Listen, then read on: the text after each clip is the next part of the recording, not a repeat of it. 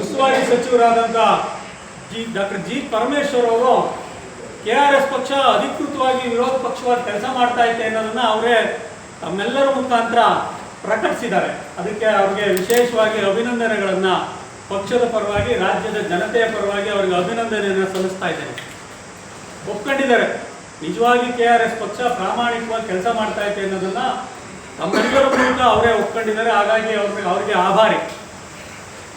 ಕರ್ನಾಟಕದಲ್ಲಿ ಇತ್ತೀಚೆಗೆ doctor G Parameshwar ಅವ್ರ ಬಗ್ಗೆ ನಮಗೆ ಬಹಳ ವಿಶೇಷವಾದಂಥ ಪ್ರೀತಿ ಮತ್ತು ಗೌರವ ಇತ್ತು. ಯಾಕೆಂದರೆ ಅವರು ಒಂದು ಬ್ರ್ಯಾಂಡ್ ಥರ ಇದ್ರು, ಸಜ್ಜನರು, ಸರಳವಂತರು ಅಂತ.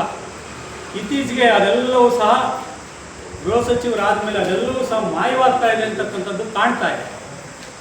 ಅದರ ಗೋಚರವಾಗ್ತಾ ಇದೆ. ಅದರ ಪ್ರತಿಫಲ, ಅದರ ಪ್ರತಿರೂಪ ತುಮಕೂರು ಜಿಲ್ಲೆಯ ಆಡಳಿತದಲ್ಲಿ ಗೋಚರವಾಗ್ತಾ ಇದೆ. ಆ ಒಂದು ವಿಷಯಕ್ಕೆ ಸಂಬಂಧಪಟ್ಟಾಗಿದೆ ತುಮಕೂರು ಜಿಲ್ಲೆ ಯಾವ ರೀತಿ ಅಭಿವೃದ್ಧಿ ಆಗಿದೆ ಅಂತಕ್ಕಂಥದ್ದನ್ನು ಪುಸ್ತಕ ಬಿಡುಗಡೆ ಮಾಡ್ತೀನಿ ಅಂತ ಹೇಳಿದ್ರು, ನಮಗೆ ಮಾಹಿತಿ ಕೊಡ್ತಾ ಇದೆ ಅಂತ ಹೇಳಿದ್ರು. ಹಾಗಾಗಿ ಡಾಕ್ಟರ್ ಜಿ ಪರಮೇಶ್ವರ್ ಅವರಿಗೆ ವಿಶೇಷವಾಗಿ ಒಂದು ಓಪನ್ ಡಿಬೇಟ್ಗೆ KRS ಪಕ್ಷ ಕರೀತಾ ಇದೆ.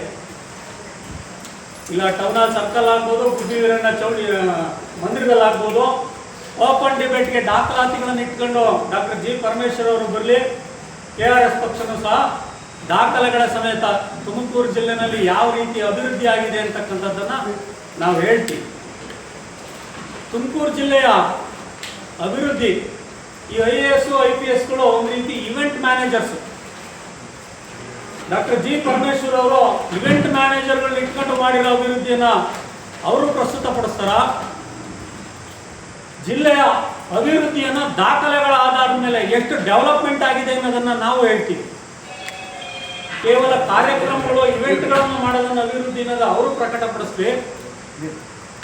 ರಾಜ್ಯ ಮತ್ತು ಕೇಂದ್ರ ಸರ್ಕಾರದಿಂದ ಬಂದಿರತಕ್ಕಂಥ ಅನುದಾನಗಳ ಆಧಾರದ ಮೇಲೆ ಈ ಜಿಲ್ಲೆ ಯಾವ ರೀತಿ ಅಭಿವೃದ್ಧಿ ಆಗಿದೆ ಅಂತಕ್ಕಂಥದ್ದ ದಾಖಲೆಗಳ ಆಧಾರದ ಮೇಲೆ ನಾವು ಪ್ರಸ್ತುತಪಡಿಸ್ತೀವಿ. KRS ಪಕ್ಷ ಎಂದೂ ಸಹ ಗಾಳಿಯಲ್ಲಿ ಗುಂಡೊಡ್ದಿಲ್ಲ, ದಾಖಲೆಗಳಿಂದಲೇ ನಾವು ಮಾತು ಆಡಲ್ಲ. ಒಂದು ವೇಳೆ ನಮ್ಮದೇನಾದ್ರೂ ತಪ್ಪಾಗಿದ್ರೂ ಸಹ ಬಹಿರಂಗವಾಗಿ ನಾವು ಜನರಿಂದನೂ ಸಹ ಮಾಧ್ಯಮದ ಮುಖಾಂತರನೇ ನಾವು ತಪ್ಪಿತಸ್ಥರು ಅನ್ನೋದನ್ನು ಒಪ್ಕೊಳ್ಳೋದಕ್ಕೆ ಮುಕ್ತವಾಗಿರ್ತೀವಿ ನಾವು. ಯಾಕೆಂದರೆ ಅಭಿವೃದ್ಧಿ ಅಂತಕ್ಕಂಥದ್ದು ಈ ಜಿಲ್ಲೆಯ ನಿಜವಾದಂಥ ನೈಜ ಬಂಡಿ.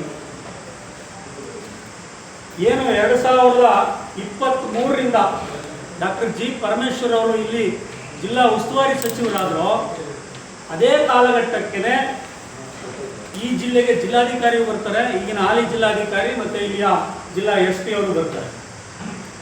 ಯಾವ ವಿಷಯಕ್ಕೆ ಸಂಬಂಧಪಟ್ಟಂಗೆ ಮಾತ್ರ ಇವತ್ತಿನ ಪತ್ರಿಕಾಗೋಷ್ಠಿಯನ್ನು ನಾವು ಬಹುಮುಖ್ಯವಾಗಿ ನಾವು ಮಾಧ್ಯಮಗಳ ಮುಖಾಂತರ ಜನರಿಗೆ ತಲುಪಿಸ್ತಕ್ಕಂಥ ಕೆಲಸವನ್ನು ನಾವು ಮಾಡಬೇಕಾಗಿದೆ. ಮೊದಲನೇದು ಜಿಲ್ಲಾಧಿಕಾರಿಗೆ ಸಂಬಂಧಪಟ್ಟಂಥ ಚಾರ್ಜ್ ಶೀಟ್. ಶುಭಾ ಕಲ್ಯಾಣ್ ಅವರು ತಮ್ಮ ಡಿಜಿಟಲ್ ಸಿಗ್ನೇಚರ್ನ ದುರ್ಬಳಕೆ ಆಗಿದೆ, ತಮ್ಮ ಕೆಳಹಂತದ ಒಬ್ಬ ನೌಕರ ಅದನ್ನು ದುರ್ಬಳಕೆ ಮಾಡ್ಕೊಂಡಿದ್ದಾನೆ ಅಂತ ಅವರೇ ಅವನ್ನ ಸಸ್ಪೆನ್ಷನ್ ಆರ್ಡರ್ ಮಾಡ್ತಾರೆ. ಇದಕ್ಕೆ ಸಂಬಂಧಪಟ್ಟಾಗೆ ಸ್ವತಃ ಮುಖ್ಯಮಂತ್ರಿಗಳೇ ತನಿಖೆ ಮಾಡಿ ಅಂತ ಹೇಳಿ ಕಂದಾಯ ಕಮಿಷನರ ನೇತೃತ್ವದಲ್ಲಿ ಒಂದು ತನಿಖಾ ತಂಡ ರಚನೆ ಮಾಡ್ತಾರೆ. ಇವತ್ತಿನ ತನಕ ಅದು ಯಾಕೆ ವರದಿ ಕೊಟ್ಟಿಲ್ಲ? ಅದಕ್ಕೆ ಉತ್ತರ ಕೊಡಬೇಕಲ್ಲ ಡಾಕ್ಟರ್ ಜಿ ಪರಮೇಶ್ವರ್ ಅವರು. ತಪ್ಪುಗಳಾಗಿದ್ರೆ ಸರ್ಕಾರ ನೋಡುತ್ತೆ ಅಂತ ಹೇಳ್ತಾರೆ. ಯಾವಾಗ ನೋಡುತ್ತೆ? ಜಿಲ್ಲಾಧಿಕಾರಿಗಳು ವರ್ಗಾವಣೆ ಆಗಿ ಹೋದಾಗ ಎಷ್ಟು ವರ್ಷ ಇರಬೇಕು ಆ ಥರದ ಜಿಲ್ಲಾಧಿಕಾರಿಗಳು ಇದೇ ಜಿಲ್ಲೆಯಲ್ಲಿ? ಒಂದು.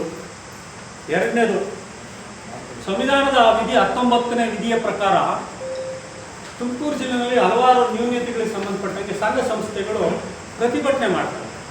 ಆ ಪ್ರತಿಭಟನೆ ಮಾಡ್ತಕ್ಕಂಥ ಹಕ್ಕನ್ನೇ ಕಿತ್ಕೊಂಡಿದ್ದಾರೆ ಜಿಲ್ಲಾಧಿಕಾರಿಗಳು, ಸುತ್ತೋಲೆ ಹೊರಡಿಸಿದ್ದಾರೆ. ಅವ್ರ ಸುತ್ತೋಲೆ ಬಹಳ ಸ್ಪಷ್ಟವಾಗಿದೆ.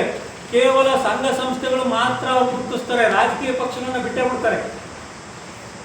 ವ್ಯವಸ್ಥೆ ಒಳಗಡೆ ರಾಜಕೀಯ ಪಕ್ಷಗಳು ಪ್ರತಿಭಟನೆ ಮಾಡಲ್ಲ. ಅವರ ಸುತ್ತೋಲೆನಲ್ಲೇ ಇಂಥ ತಾರತಮ್ಯ ಇದೆ. ಯಾವ ಕಾರಣಕ್ಕಾಗಿ ಈ ರೀತಿ ರಾಜಕೀಯ ಪಕ್ಷಗಳನ್ನ ಹೊರತುಪಡಿಸಿ ಸಂಘ ಸಂಸ್ಥೆಗಳು, ಜನಸಾಮಾನ್ಯರು ಪ್ರತಿಭಟನೆ ಮಾಡ್ತಕ್ಕಂಥ ಹಕ್ಕನ್ನ ಯಾಕೆ ಕಿತ್ಕೊಂಡ್ರು? ಬಾಬಾ ಸಾಹೇಬ್ ಅಂಬೇಡ್ಕರ್ ಅವರ ಸಂವಿಧಾನವನ್ನ ಯಾವ ರೀತಿ ಇವರು ಪ್ರತಿಪಾದಿಸ್ತಾರೆ? ಹಾಗಾದ್ರೆ ಜಿಲ್ಲಾಧಿಕಾರಿಗಳ ಆದೇಶ ಅಂದರೆ ಡಾಕ್ಟರ್ ಜಿ ಪರಮೇಶ್ವರ್ ಅವರಿಗೆ ಗೊತ್ತೇ ಇಲ್ವಾ? ಸಂವಿಧಾನದ ಉಲ್ಲೇಖವನ್ನು ಯಾವ ರೀತಿ ಇವರು ಮೊಟಕುಗೊಳಿಸ್ತಾರೆ? ಯಾಕೆ ಡಾಕ್ಟರ್ ಜಿ ಪರಮೇಶ್ವರ್ ಅವರು ಜಿಲ್ಲೆನಲ್ಲಿ ಅಭಿವೃದ್ಧಿಯ ಪಥವನ್ನು ಕಿತ್ಕೊಳ್ತಾ ಇದ್ದಾರೆ ಹಂಗಾದ್ರೆ? ಇವರು ಅಭಿವೃದ್ಧಿ ಮಾಡಿದ್ರೆ ಯಾಕೆ ಪ್ರತಿಭಟನೆಗಳನ್ನ ಯಾಕೆ ವಿರೋಧಿಸ್ತಾರೆ? ಜನರ ಹಕ್ಕನ್ನೇ ಕಿತ್ಕೊಳ್ತೀವಿ ಅಂತಕ್ಕಂಥದ್ದು ಆಡಳಿತದ ದುಷ್ಟತನದ ಪರಮಾವಧಿ.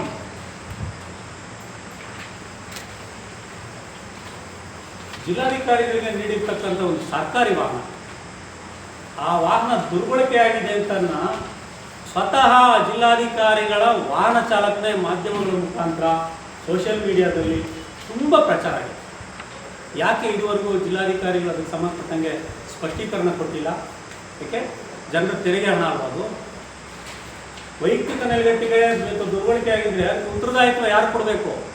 ಜಿಲ್ಲಾಧಿಕಾರಿಗಳಿಗೆ ಕೊಡಬೇಕು. ಅವರೇ ಯಾಕೆ ಕೊಟ್ಟಿಲ್ಲ ಇಷ್ಟು ದಿನ? ಬಹಳ ಗಂಭೀರವಾದಂಥ ಒಂದು ಆರೋಪ ಇದು. ಸುಪ್ರೀಂ ಕೋರ್ಟ್ ನಿಗಾವಣೆಯಲ್ಲಿ ಇರ್ತಕ್ಕಂಥ ಗಣಿಬಾಧಿತ ಪ್ರದೇಶದ ಹಣ ತುಮಕೂರು ಜಿಲ್ಲೆಯಲ್ಲಿ, ಅದಕ್ಕೆ ಪ್ರೋಗ್ರಾಮಿಂಗ್ ಆಫೀಸರ್ ಯಾರು ಅಂದರೆ ಇವತ್ತು ಸ್ವತಃ ಜಿಲ್ಲಾಧಿಕಾರಿಗಳು. ಇಷ್ಟೂ ಹಣ ಬಳಕೆ ಆಗಬೇಕಾಗಿರ್ತಕ್ಕಂಥದ್ದು ಚಿಕ್ಕನಾಯಕನಹಳ್ಳಿ, ಗುಬ್ಬಿ, ತಿಪಟೂರು. ಈ ಕಾರ್ಯಕ್ರಮಗಳು ಅನುಷ್ಠಾನ ಆಗ್ತಾ ಇದ್ದಾವೆ.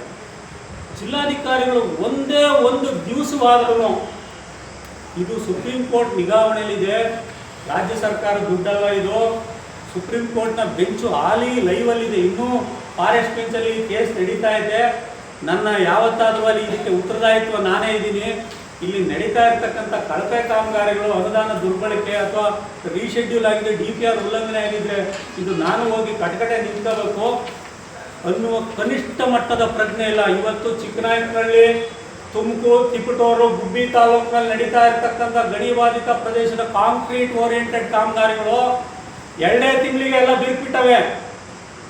ಚಿಕ್ಕನಾಯಕನಹಳ್ಳಿ ಜನಸಂಪರ್ಕ ಸಭೆಯಲ್ಲಿ ಅವ್ರಿಗೆ GPS photo A3 size colour photo ಸಮೇತ ಅವ್ರಿಗೆ ಪ್ರದರ್ಶನ ಮಾಡಿ ತೋರಿಸಿದ್ದೀನಿ.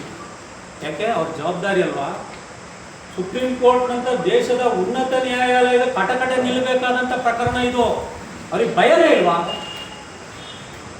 ಹೋಗ್ಲಿ, ರಾಜ್ಯದ್ದು ಅಲ್ಲ, ಕೇಂದ್ರದ್ದು ಅನುದಾನ ಅಲ್ಲ, ಏನೋ ಲೋಕಾಯುಕ್ತ ಅಲ್ಲಿ ಇಲ್ಲಿ ತಿಪ್ಪೆ ಸಾರಿಸ್ಬೋದು ಅಂತ ನ್ಯಾಯಾಲಯಕ್ಕೂ ಎದುರದೇ ಇರುವಂಥ ಜಿಲ್ಲಾಧಿಕಾರಿಗಳು ತುಮಕೂರು ಜಿಲ್ಲೆಯಲ್ಲಿ ಇದ್ದಾರೆ. ಇದು ಖಂಡಿತ. ಯಾಕೆಂದರೆ ಇಲ್ಲಿ ದುಡ್ಡು ಬಂದಿರೋದು ಪರಿಸರ ಮತ್ತು ಜನರ ಪುನರುಜ್ಜೀವನಕ್ಕಾಗಿ. SR ಹಿರೇಮಠ ಹೋರಾಟದ ಫಲಸ್ವಾಮಿ ಇದು, ಯಾರಪ್ಪನ ದುಡ್ಡು ಅಲ್ಲ ಇದು. ಪ್ರಾಮಾಣಿಕ ಸದ್ಬಳಕೆ ಮಾಡೋದಕ್ಕೆ ಪ್ರೋಗ್ರಾಮಿಂಗ್ ಆಫೀಸರ್ ಜಿಲ್ಲಾಧಿಕಾರಿಗಳು. ಸರ್ಕಾರ, ಸುಪ್ರೀಂ ಕೋರ್ಟು ಸರ್ಕಾರದ ಪರವಾಗಿ ಜಿಲ್ಲಾಧಿಕಾರಿಗಳಿಗೆ ಕಾಮಗಾರಿ ಮಾಡಿದ್ದು ಹೇಳುತ್ತಷ್ಟೇ. KMERCL ಸರ್ಕಾರ ಒಂದು ಏಜೆನ್ಸಿ ಅಷ್ಟೇ, ಒಂದು ಕಾಂಟ್ರಾಕ್ಟ್ ಇದ್ದಂಗೆ. KMERCL ಹಣ ಕೊಟ್ಟಿದೆ, ಸುಪ್ರೀಂ ಕೋರ್ಟ್ ನಿಗಾವಣೆ ಹಣನ. ಎಷ್ಟು ಜಾಗೃತಿಯಿಂದ ಹಣ ಬಳಸಬೇಕು. ಒಂದೇ ಒಂದು ದಿನ ಈ ಕಾಮಗಾರಿಗಳು ನಡೀತಕ್ಕಂಥ ಜಾಗಕ್ಕೆ ಹೋಗಿ ಇವರು ಏನಾದ್ರು ಪರಿಶೀಲನೆ ಮಾಡಿದಾರ? ಇವರು ಬಂದ ಮೇಲೆ ಇಲ್ಲಿ ಪ್ರೋಗ್ರಾಮ್ ಇದು ಜಾರಿ ಆಗ್ತಾ ಇರ್ತದೆ, ಹಣ ವೆಚ್ಚ ಆಗ್ತಾ ಇರ್ತಕ್ಕಂಥದ್ದು. ಇದನ್ನು ಯಾರು ಕೇಳಂಗಿಲ್ವ ನಾವು? ಸ್ವಾಮಿ, ನಿಮ್ಮ ಜವಾಬ್ದಾರಿ ಕರ್ತವ್ಯಗಳನ್ನ ಅಷ್ಟೇ ನಾವು ಜ್ಞಾಪಿಸ್ತಾ ಇದ್ದೀವಿ ಜಿಲ್ಲಾಧಿಕಾರಿಗಳು.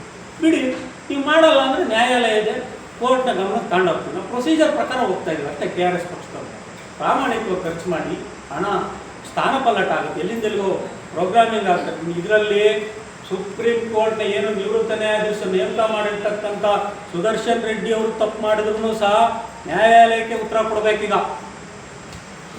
3 ತಾಲೂಕುಗಳ ಹಣ ಸ್ಥಾನಪಲ್ಲಟ ಆಗಿ ಎಲ್ಲೋ ಕಡೆ ಬಳಕೆ ಮಾಡೋದಕ್ಕೆ ಅಪ್ರೂವಲ್ ಕೊಟ್ಟರು ಅವರೇ ಉತ್ತರದಾಯಿತ್ವ ಆಗ್ತಾರೆ. ಆ ಮಟ್ಟಕ್ಕೆ KRS ಪಕ್ಷ ಇವತ್ತು ಪ್ರಾಮಾಣಿಕವಾಗಿ ಪಾರದರ್ಶಕ ನೆಲೆಯಲ್ಲಿ ದಾಖಲೆಗಳ ಆಧಾರದ ಮೇಲೆ ನಾವು ಕೇಳ್ತಾ ಇದ್ದೀವಿ. ಒಂದು, ಇನ್ನು ಜಿಲ್ಲಾಧಿಕಾರಿಗಳು ಬಂದು 2023 ಜೂನ್ ಜುಲೈ ತಿಂಗಳಿಂದಲೂ ಸಹ ಇವತ್ತಿನ ತನಕ ಎಷ್ಟು ಜನರ ಸಾರ್ವಜನಿಕ ದೂರವಾಣಿ ಕರೆಗಳನ್ನು ಇವರು ಸ್ವೀಕರಿಸಿದ್ದಾರೆ? ಜನಸಾಮಾನ್ಯರು ಒಂದು CUC ನಂಬರ್ ಕೊಟ್ಟಿದೆ, ಜನಸಾಮಾನ್ಯರ ಕರೆಗಳನ್ನು ಎಷ್ಟು ಸ್ವೀಕಾರ ಮಾಡಿದ್ದಾರೆ? ಜನಸಾಮಾನ್ಯರು ಕೊಟ್ಟಂತ ಇವರು ಇಮೇಲ್ ID, ಅಧಿಕೃತ ಇಮೇಲ್ ID ಕೊಟ್ಟಂತ ಎಷ್ಟು ದೂರುಗಳಿಗೆ ಇವರು ಸ್ಪಂದನೆ ಮಾಡಿದ್ದಾರೆ? ಈ ಆಡಳಿತ ಜಾರಿಗೆ ಬಂದಿದೆ. ಕನಿಷ್ಠ ಇಮೇಲಲ್ಲಿ ಕಳಿಸಿದ್ದಕ್ಕೂ ಸಹ ಸಾರ್ವಜನಿಕ ಹಿತಾಸಕ್ತಿಗಳಿಗೆ ಕೊಟ್ಟಂತ ವಿಚಾರಗಳಿಗೂ ಸಹ ಇವರು ಸ್ಪಂದನೆ. ಇವ್ರ ಯೋಗ್ಯತೆಗೆ ಜಿಲ್ಲೆನಲ್ಲಿ ಎಕ್ಕಿಲ್ಲದೆ ನಡೀತಾ ಇರ್ತಕ್ಕಂಥ ಮಣ್ಣು ಗಣಿಗಾರಿಕೆ ನಿಲ್ಸಕ್ಕಾಗಿಲ್ಲ, ಕೆರೆ ಕಟ್ಟುಗಳು ಹಾಳಾಗೋದು. ತುಮಕೂರು ನಗರಕ್ಕೆ ಕುಡಿಯೋ ನೀರಿನ ಸಮಸ್ಯೆ, ಈಗ ಗೂಡ್ನಳ್ಳಿ ಕೆರೆ ಹಾಳಾಗೋಯ್ತು. ಆ ಕೆರೆಯನ್ನ ಅವೈಜ್ಞಾನಿಕ ಬಗೆದು ಅದರಲ್ಲಿ ನೀರಿನ ಧಾರಣಾ ಶಕ್ತಿ ಅದನ್ನು ಖುದ್ದು ಅವರೇ ಹೇಳಿದ್ದಾರೆ. ಚಿಕ್ಕನಾಯಕನಹಳ್ಳಿ ಜನಸ್ಪಂದನ ಸಭೆಯಲ್ಲಿ ಹೌದು, ಜಿಲ್ಲೆಯ ಕೆರೆ ಕಟ್ಟುಗಳು ಹಾಳಾಗ್ತಾ ಇದ್ದಾವೆ, ನಾವು ಈಗ ಟೆಕ್ನಿಕಲ್ ಪ್ರಾಬ್ಲಮ್ ಫೇಸ್ ಮಾಡಿ ಇಡೀ ಜಿಲ್ಲಾಡಳಿತ ಕೋಆರ್ಡಿನೇಷನ್ ಎಲ್ಲ ಇಲಾಖೆಗಳನ್ನು ಕೋಆರ್ಡಿನೇಟ್ ಮಾಡಿ ಮರಳು ಮಾಫಿಯಾ, ಮಣ್ಣು ಮಾಫಿಯನ್ನು ನಿಲ್ಲಿಸ್ತಕ್ಕಂಥ ಕೆಲಸವನ್ನ ಜಿಲ್ಲಾಧಿಕಾರಿಗಳು ಮಾಡಿದ್ದಿದ್ರೆ ಈ ಜಿಲ್ಲೆಯ ಜಲಮೂಲಗಳು ಉಳಿತಾ ಇತ್ತು, ಪ್ರಕೃತಿ ಉಳಿತಾ ಇತ್ತು. ಇವತ್ತು ತುಮಕೂರು ನಗರವೂ ಸೇರಿದಂತೆ ಕುಡಿಯೋ ನೀರಿನ ಕ್ಷಾಮವನ್ನು ಅನುಭವಿಸ್ತಕ್ಕಂಥ ಪರಿಸ್ಥಿತಿನೇ ಬರ್ತಿರ್ಲಿಲ್ಲ. ಆ ಮಟ್ಟಕ್ಕೆ ಜಿಲ್ಲೆಯ ಕೆರೆ ಕಟ್ಟೆಗಳು ಹಾಳಾಗ್ತಾ ಇದ್ರು. ಜಿಲ್ಲಾಧಿಕಾರಿಗಳು ಉಸ್ತುವಾರಿ ಸಚಿವರು ಬಂದರೆ ಇವರು ಬರೀ ಬಕ್ಕೆ ಕೊಡೋಕ್ಕೆ ಅವ್ರನ್ನ ಭೇಟಿ ಮಾಡಕ್ಕೆ ಹೋಗ್ತಾರೆ, ಇರೋ ಕೆಲಸ ಕಾರ್ಯ ಬಿಟ್ಟು. ನಾನು ಹೇಳೋದಲ್ಲ ಸರ್, ಖುದ್ದು ಜನಸಾಮಾನ್ಯರೇ ಹೇಳ್ತಾರೆ. ಕಚೇರಿ ಎಷ್ಟು ದಿವಸ ಸರ್ಕಾರಿ ಕಚೇರಿಯಲ್ಲಿ, ಜಿಲ್ಲಾಧಿಕಾರಿ ಕಚೇರಿಯಲ್ಲಿ ಸಿಗ್ತಾ ಇದ್ದಾರೆ. ತಮ್ಮೆಲ್ಲರಿಗೂ ಗೊತ್ತಿದೆ, ಈ ಡಿಜಿಟಲ್ ಸಿಗ್ನೇಚರ್ ಪ್ರಕರಣಕ್ಕೆ ಸಂಬಂಧಪಟ್ಟಂಗೆ KRS ಪಕ್ಷ ಜಿಲ್ಲಾಧಿಕಾರಿಗಳು ಸನ್ಮಾನ ಮಾಡೋಣ ಅಂತ ಹೊರಟಿದ್ವಿ. ಸನ್ಮಾನ ಕಾರ್ಯಕ್ರಮ ಮಾಡಿದ ಅವ್ರನ್ನೇನು ಅವಮಾನ ಮಾಡ್ತಿರ್ಲಿಲ್ಲ, ಅವ್ಯಾಚ್ಯ ಶಬ್ದಗಳಿಂದ ಮಿಂಚಕ್ಕೆ ಹೋಗಿರ್ಲಿಲ್ಲ, ಏನೂ ಇಲ್ಲ. ಪ್ರಾಮಾಣಿಕವಾಗಿ ಅವ್ರಿಗೆ ಜಾಗೃತಿ ಮೂಡಲಿ, ಸನ್ಮಾನ ಮಾಡ್ತೀವಿ ಅಂತ ಹೋದರೆ ವಿಧಾನಸೌಧ ಕೋಟೆ ಕಟ್ಕೊಂಡಂಗೆ ಪೊಲೀಸ್ನವ್ರು ಇಟ್ಕೊಂಡು ನಮ್ಮನ್ನೆಲ್ಲ ಬಂದು ಇಡೀ ದಿನ ತಗೊಂಡೋಗಿ ಇಲ್ಲಿಗಲ್ ಡಿಟೆನ್ಷನ್ ಮಾಡಿದ್ರಲ್ಲ, ಇದನ್ನು ಆಡಳಿತ ಅಂತಾರೆ ಯಾರಾದರೂ? ಒಟ್ಟಾರೆ ಈ ರೀತಿ ಇನ್ನೊಂದು ಚಿಕ್ಕನಾಯಕನಹಳ್ಳಿ ತಾಲೂಕಿನಲ್ಲಿ ಕಂದಾಯ ಇಲಾಖೆ ಗ್ರೇಡ್ 2 ತಹಸೀಲ್ದಾರ್ ಒಬ್ಬ 90 ಜನಕ್ಕೆ ಅವರು ಲಿಮಿಟೇ ವಯಸ್ಸೇ ಆಗಿಲ್ಲ ಅಂಥವ್ರಿಗೆ ಪಿಂಚಣಿ ಕೊಟ್ಟಿದ್ದಾರೆ. 90 ಜನಕ್ಕೆ ಚಿಕ್ಕನಾಯಕನಹಳ್ಳಿ ಗ್ರೇಡ್ 2 ತಹಸೀಲ್ದಾರು 90 ಜನಕ್ಕೆ ಅವ್ರಿಗೆ ಏಜ್ ಆಗದೆ ಇದ್ದಂಥವ್ರಿಗೂ ಪಿಂಚಣಿ ಕೊಟ್ಟಿದ್ದಾರೆ. ಅದನ್ನು ಖುದ್ದು ತಹಸೀಲ್ದಾರರು ಜಿಲ್ಲಾಧಿಕಾರಿಗಳಿಗೆ ಇಂಥವ್ರ ಮೇಲೆ ಕ್ರಮ ತಗೋಬೇಕು ಅಂತ ಕೊಟ್ಟರು. ಇವತ್ತಿನ ತನಕ 3 ತಿಂಗಳು ಕಳೆದ ಫೈಲು ಧೂಳು ಹಿಡಿತಾ ಇತ್ತು. ಕಂದಾಯ ಇಲಾಖೆಯ ನೌಕರರನ್ನು, ಕೆಳ ಹಂತದ ನೌಕರರನ್ನು ಸಹ ಇವರು ಆಡಳಿತ ಸುಧಾರಣೆಗೆ ಇವರು ಮುಂದಾಗ್ತಾ ಇಲ್ಲ, ರಕ್ಷಣೆ ಮಾಡೋ ಕೆಲಸ ಮಾಡ್ತಾ ಇಲ್ಲ. ಹಾಗಾದರೆ ಆಡಳಿತ ಹೆಂಗೆ ಸುಧಾರಣೆ ಆಗುತ್ತೆ? ಸರ್ಕಾರದ ಬೊಕ್ಕಸದ ಹಣ ಅಲ್ವಾ? ಇವರು ಕಂದಾಯ ಇಲಾಖೆ ನೌಕರರ ಮೇಲೆ ಇವರು ಕ್ರಮ ತಗೊಳ್ಳೋಕೆ ಯೋಗ್ಯತೆ ಇಲ್ಲ. ಇದು ದಾಖಲೆ. 3 ತಿಂಗಳ. ಇನ್ನೊಂದು, ಚಿಕ್ಕನಾಯಕನಹಳ್ಳಿ ತಾಲೂಕು ಕಚೇರಿಯ ವಿಷಯ ನಿರ್ವಾಹಕ ಏನು ಮಾಡ್ತಾನೆ, ಅಭಿಲೇಖಾಲಯದ ಹಣವನ್ನು ದುರ್ಬಳಕೆ ಮಾಡ್ಕೊತಾನೆ. ಖುದ್ದು ಸರ್ಕಾರದ ಅಭಿಲೇಖಾಲಯದ ಹಣನ ದುರ್ಬಳಕೆ ಮಾಡ್ಕೊತಾನೆ. ಇವನ ಮೇಲೆ ಕ್ರಮ ತಗೊಳ್ಳಿ ಅಂತ ಕೊಟ್ಟರೆ ಆ ಕಡತ ಧೂಳು ತಿಂತ ಇದೆ ಜಿಲ್ಲಾಧಿಕಾರಿ ಕಚೇರಿನಲ್ಲಿ. ಇದು ಜಿಲ್ಲೆಯ ಆಡಳಿತದ ಒಂದು ವೈಖರಿ, ಜಿಲ್ಲಾಧಿಕಾರಿಗಳ ಆಡಳಿತದ ವೈಖರಿ. ಈ ರೀತಿಯ ಚಾರ್ಜ್ ಶೀಟ್ ಇದೆ. ಇನ್ನು ಜಿಲ್ಲಾ ಪೊಲೀಸ್ ವರಿಷ್ಠಾಧಿಕಾರಿಗಳು IPSನವರು, ನಾವು ಭಾಳ ನಮಗೆ ಅವ್ರ ಮೇಲೆ ಗೌರವ ಇದೆ. ಯಾಕೆಂದರೆ ಲೋಕಾಯುಕ್ತದಲ್ಲಿ ಕೆಲಸ ಮಾಡಿದಾಗ ಅವ್ರ ಮೇಲೆ ಒಂದು ನಂಬಿಕೆ ಇತ್ತು. ಹೌದು, ತುಮಕೂರು ಜಿಲ್ಲೆಗೆ ಬಂದ ಮೇಲೆ ಒಂದು ಒಳ್ಳೆಯ ಆಡಳಿತ ಸುಧಾರಣೆ ಆಗುತ್ತೆ. ಕೆಲವೊಂದು ವಿಚಿತ್ರಕಾರಿ ಮಠ ಹಾಕ್ತಾರೆ, ಮಟ್ಕ ಕಮ್ಮಿ ಆಗುತ್ತೆ, ಜೂಜ್ ಕಮ್ಮಿ ಆಗುತ್ತೆ, ಬಡ್ಡಿ ವ್ಯವಹಾರ ಕಮ್ಮಿ ಆಗುತ್ತೆ, ಕೊಲೆ ಸುಲಿಗೆ ಕಮ್ಮಿ ಆಗುತ್ತೆ ಅನ್ನೋ ಆಸೆ ನಮಗೂ ಇದೆ KRS ಪಕ್ಷ. ಯಾಕಂದರೆ ಈಗ ಒಂದು ಬ್ರ್ಯಾಂಡ್ ಆಗ್ಬಿಟ್ಟಿದ್ದಾರೆ. KRS ಪಕ್ಷ ಅಂದರೆ ಪೊಲೀಸ್ನವ್ರು ಬೈತಾರೆ, ಗಲಾಟೆ ಮಾಡ್ತಾರೆ, ಅರೋಗೆಂಟ್ ಆಗಿದ್ದಾರೆ ಅಂತ. ಹೌದು, ಸಾತ್ವಿಕ ಅದು ಆಕ್ರೋಶ ಅಷ್ಟೇ. ವ್ಯವಸ್ಥೆಯನ್ನು ಹಾಳು ಮಾಡ್ತಾ ಇರೋದಕ್ಕೆ ಸಾತ್ವಿಕ ಆಕ್ರೋಶ KRS ಪಕ್ಷ. ಹಾಗಾಗಿ ತುಮಕೂರು ಜಿಲ್ಲಾ SP ಅವರು ಯಾವ ರೀತಿ ತುಮಕೂರು ಜಿಲ್ಲೆಯಲ್ಲಿ ಕೆಲಸ ಮಾಡ್ತಾ ಇದ್ದಾರೆ ಅನ್ನೋದಕ್ಕೆ ಒಂದು ಉದಾಹರಣೆ. ದಿನಾಂಕ 13/3/26ನೇ ತಾರೀಕು ಹುಳಿಯಾರದಲ್ಲಿ ಒಂದು ಲಾಕಪ್ ಡೆತ್ ಆಗಿದೆ. ಕಾಂತರಾಜು ಅಂತಕ್ಕಂಥ ನನ್ನ ಗೆಳೆಯ, ಸ್ವಂತ ನನ್ನ ಕ್ಲಾಸ್ಮೇಟ್, 1ರಿಂದ 7ನೇ ಕ್ಲಾಸ್ ತನಕ ಜೊತೆಲಿ ಓದಂಥವ್ರು, ಪ್ರಾಮಾಣಿಕ ರೈತ, ಮುಗ್ಧ, ದೇವರು ದಿಂದರು ಕೆಲಸ ಮಾಡ್ಕೊಂಡು ಪ್ರಾಮಾಣಿಕವಾಗಿದ್ದಂಥ ಒಬ್ಬ ವ್ಯಕ್ತಿ ನನ್ನ ಗೆಳೆಯ. ಅನ್ಯಾಯವಾಗಿ ಅವನ್ನ ಪೊಲೀಸ್ನವ್ರು ಸಾಯಿಸ್ಬಿಟ್ಟು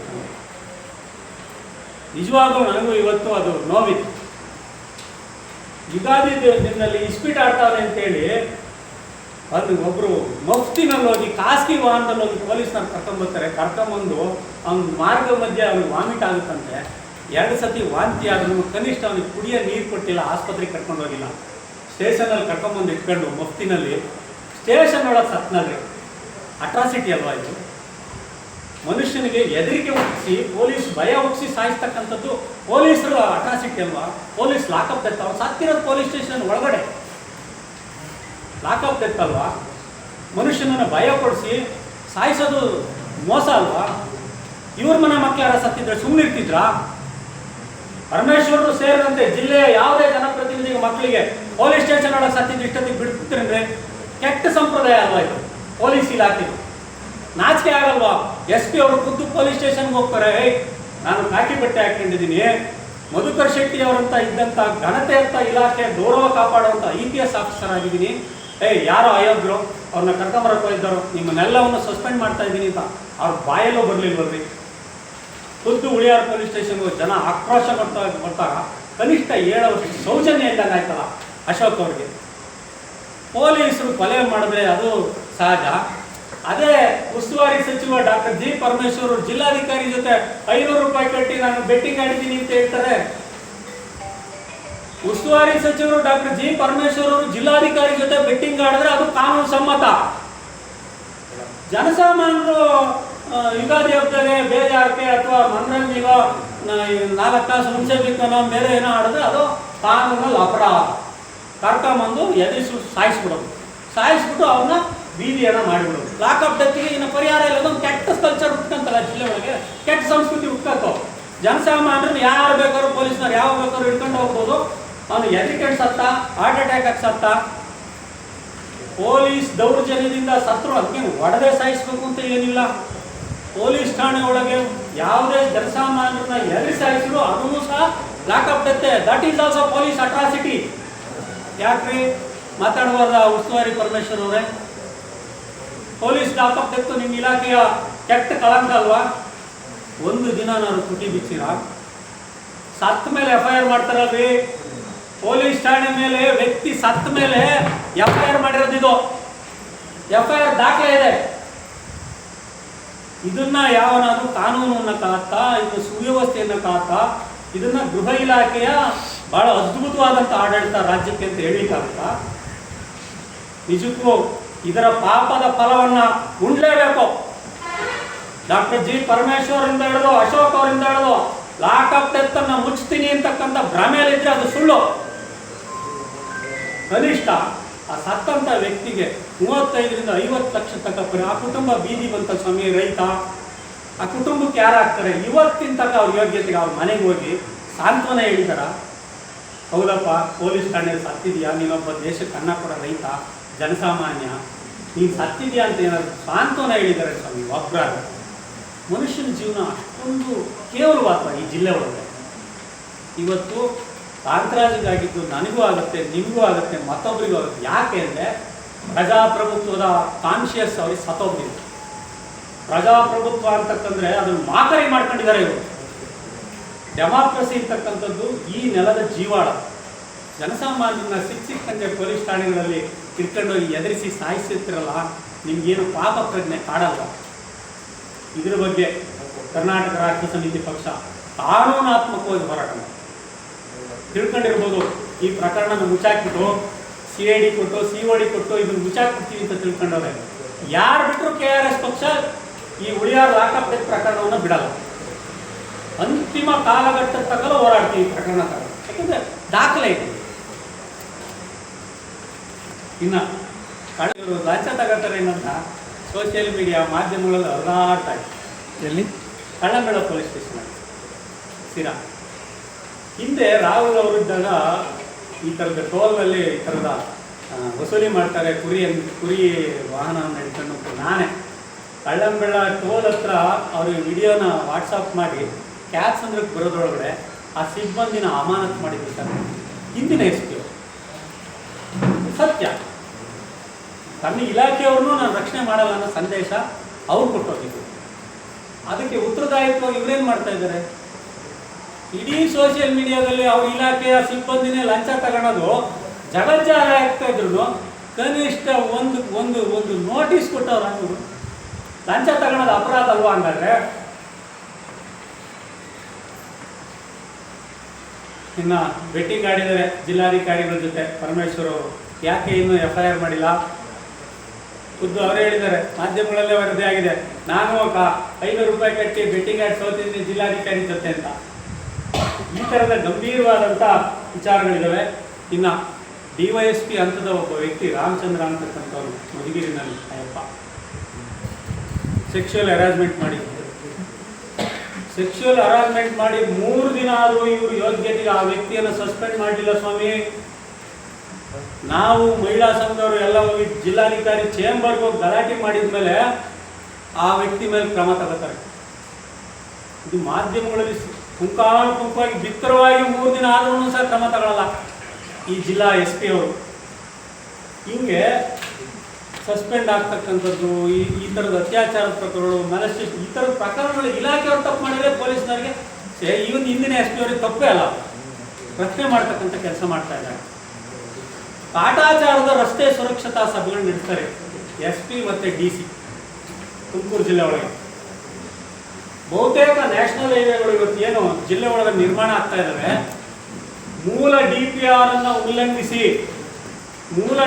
ಅನ್ನ ಉಲ್ಲಂಘಿಸಿ ಅವೈಜ್ಞಾನಿಕ ರಸ್ತೆಗಳು ಇಡೀ ಜಿಲ್ಲೆಯಾದ್ಯಂತ ನಿರ್ಮಾಣ ಆಗ್ತಾ ಇದೆ. ಉದಾಹರಣೆಗೆ ಬರೀ ಚಿಕ್ಕನಾಯಕನಹಳ್ಳಿ ತಾಲೂಕು 1ರಲ್ಲಿ ನ್ಯಾಷನಲ್ ಹೈವೇಗಳು 3 ಓಡಾಡ್ತವೆ, ದಿನಕ್ಕೆ 2-3 ಸಾವಾಗ್ತವೆ. ಇವತ್ತು ಅನ್ಸೈಂಟಿಫಿಕ್ ರೋಡ್. ಸ್ವಾಮಿ, ಇದು ಪೊಲೀಸ್ ಇಲಾಖೆಗೆ ಸಂಬಂಧಪಡುತ್ತೆ. ಇಲ್ಲಿ ಆಗ್ತಕ್ಕಂಥ ರಸ್ತೆ ಕೊಲೆಗಳು, ನಾನು ಅದನ್ನು ಕೊಲೆ ಅಂತಲೇ ಕರಿತೀನಿ. ಅದು ಅಪಘಾತ ಅಲ್ಲ.